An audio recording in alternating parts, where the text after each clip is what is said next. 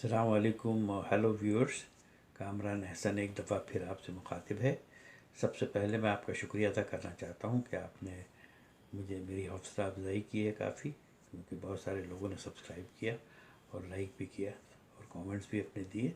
तो आइंदा भी मैं जो दूसरे लोग जो अब तक मुझे सब्सक्राइब नहीं किया है या उन्होंने मेरे प्रोग्राम को नहीं देखा है, तो उनसे गुजारिश है कि आप भी सब्सक्राइब करें, लाइक करें और जो कमेंट्स बॉक्स में अपने तासुरात जो कुछ भी हैं, चाहे वो अगर वो तनकीदी हो या कोई अच्छी बात आप कहना चाहते हो, तो ज़रूर कहें। उससे ये है कि मुझे गाइडलाइन मिलता रहेगा कि मैं प्रोग्राम को किस तरह लेके चलूँ। तो आप लोगों का इनपुट जो है वो मेरे लिए बहुत इम्पोर्टेंट है और अगर आप ऐसा करेंगे तो मैं आपको मशकूर रहूँगा। एक दफ़ा फिर उन लोगों का जिन्होंने ऑलरेडी सब्सक्राइब किया, लाइक किया और शेयर किया और कमेंट दिए, उनका मैं बहुत बहुत शुक्रिया अदा करता हूँ।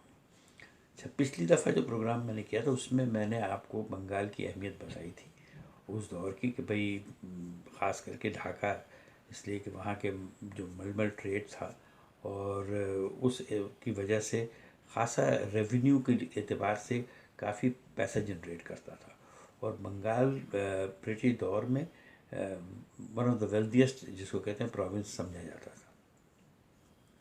हुआ यूँ था कि जब Aahista Aahista east India company जब पहली दफ़ा आए तो ये हुगली एक जगह है कलकत्ते के पास, तो ये उस ज़माने में पोर्ट हुआ करता था इम्पोर्टेंट। यहाँ पे से इनका सामान आता था और इन्होंने ईस्ट इंडिया कंपनी फॉर्म की कलकत्ते में, ठीक है ना। और आहिस्ता आहिस्ता वो उनका इंटेंशन यही था कि आहिस्ता आहिस्ता जो उस ज़माने में कलोनियलिज्म का जो एक वो चल रहा था, तो वो ये चाह रहे थे, तो अंदर अंदर वो अपना कार्रवाई भी कर रहे थे। और यहाँ तक कि आपको पता होगा कि कलकत्ते में एक फोर्ट विलियम उन्होंने बनाया, तो उसके पीछे भी ग़रज़ यही होगा। हालांकि वहाँ से कभी कोई जंग नहीं हुई, लेकिन ऐसा ख्याल था कि शायद वो इसकी तैयारी कर रहे हैं। इस दौरान फिर उनकी जंगें हो गई नवाब सिराजुद्दौला से और टीपू सुल्तान नवाब से। तो इन दोनों की हार की वजह तो ज़ाहिर है इनके अपने लोग ही हुए, इसलिए कि अंग्रेज़ों ने किया ये था कि उनको पता चल गया था कि जो नवाब होते हैं इनके फैमिली में अंदर जो है ना रिफ्ट होती, जो नेक्स्ट इन लाइन होता है, या वो अक्सर ऐसे लोग होते हैं जो महसूस करते हैं कि ये जो बादशाह बना हुआ है ये हकदार नहीं था, मैं था। तो उसकी वजह से होते तो वो बज़ाहिर साथ है, लेकिन अंदर अंदर अगर कोई जड़ें काटने की जो है ना नौबत आए तो वो करते थे। और ब्रिटिश ने किया ये कि ऐसे लोगों को उन्होंने ये आसरा दिया कि भाई इनको हटा दो तो हम आपको बना देंगे और आप हमारे मातहत होकर रहना, जिसमें से मीर जाफ़र और मीर कासिम ये सब उसी उसके वो थे, विक्टिम थे अंग्रेज़ की जो चालें थी, ठीक है ना। और हुआ यूँ, फिर सिराजुद्दौला की आर्मी जो है ना वो प्लासी के मैदान में, आपको पता होगा, अपनी हिस्ट्री में पढ़ा होगा कि वो शिकस्त खा गए। और वो शिकस्त इसलिए नहीं खाए कि उनके पास लोग नहीं थे या कम थे। लॉर्ड क्लाइव ने और वॉरेन हेस्टिंग उस ज़माने के जो अंग्रेज़ के रिप्रेजेंटेटिव थे, उन्होंने क्या किया था कि मीर जाफ़र से अंदर अंदर तय कर लिया था कि भाई अगर ये हम इनसे जीत जाएंगे तो आपको हम यहाँ का नवाब बना देंगे, ठीक है ना।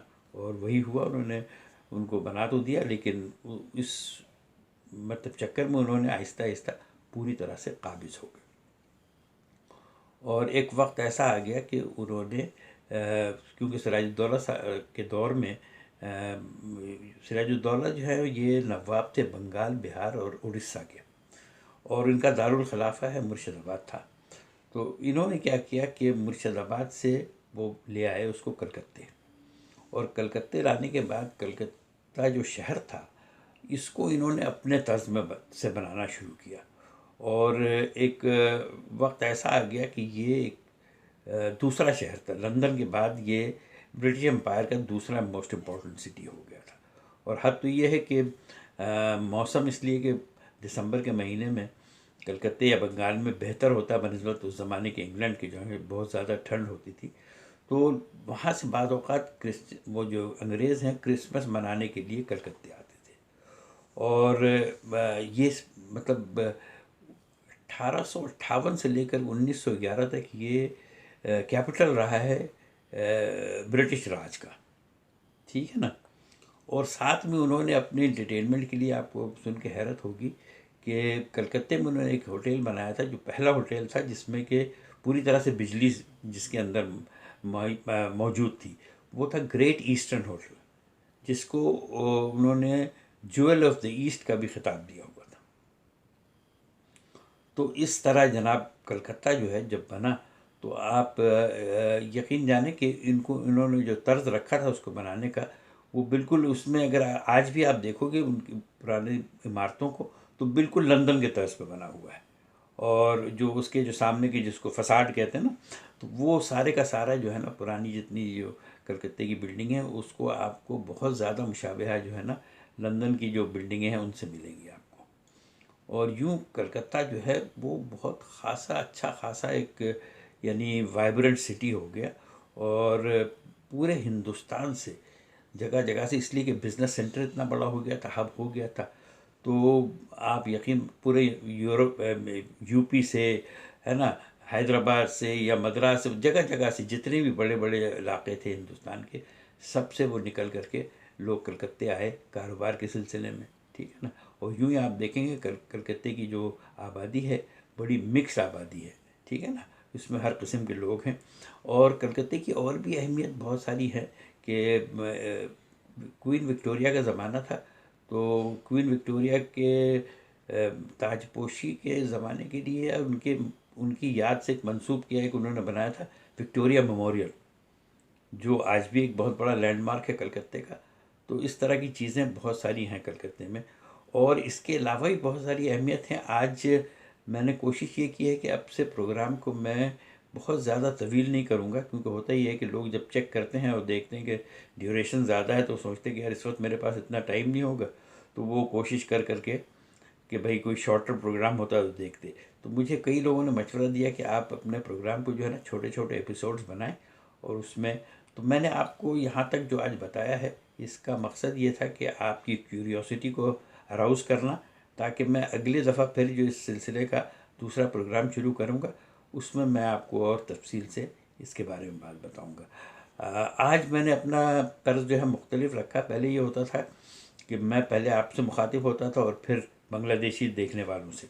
तो कई लोगों ने कहा कि उससे होता ये है कि जब उनकी बारी आती है तो पाकिस्तान में जो लोग देख रहे हैं वो बंद कर देते हैं, और इसी तरह से जब मैं उर्दू में बोल रहा होता हूँ तो उस वक्त बांग्लादेशी जो है ना उसको देखना, उसको इतना गवारा या पसंद नहीं करते होंगे, इसलिए कि उनके समझ नहीं आती होगी बात। तो अब मैं करूँगा ये कि ये आपके लिए था जो पाकिस्तान में मुझे देख रहे हैं, या जो उर्दू बोलने वाले जहाँ भी देख रहे हैं मुझे। और मैं इसी किस्म का एक एपिसोड जो है ना, मैं ख़ास बांग्लादेशियों के लिए उनको ये समझाऊंगा कि मैंने आज पाकिस्तान के लोगों को ये बातें बताई हैं। तो आज यहीं तक है। हमें आप मेरे चैनल को ज़रा सब्सक्राइब कीजिए और अपने कमेंट से ज़रूर मुझे आगाही दीजिए, ठीक है ना, ताकि मैं इसमें जिद्दतें पैदा कर सकूं आपके मर्ज़ी के मुताबिक, ठीक है ना। आज तक के लिए यहाँ मैं ख़त्म करता हूँ प्रोग्राम को। खुदा हाफ़िज़, फ़ी अमान अल्लाह।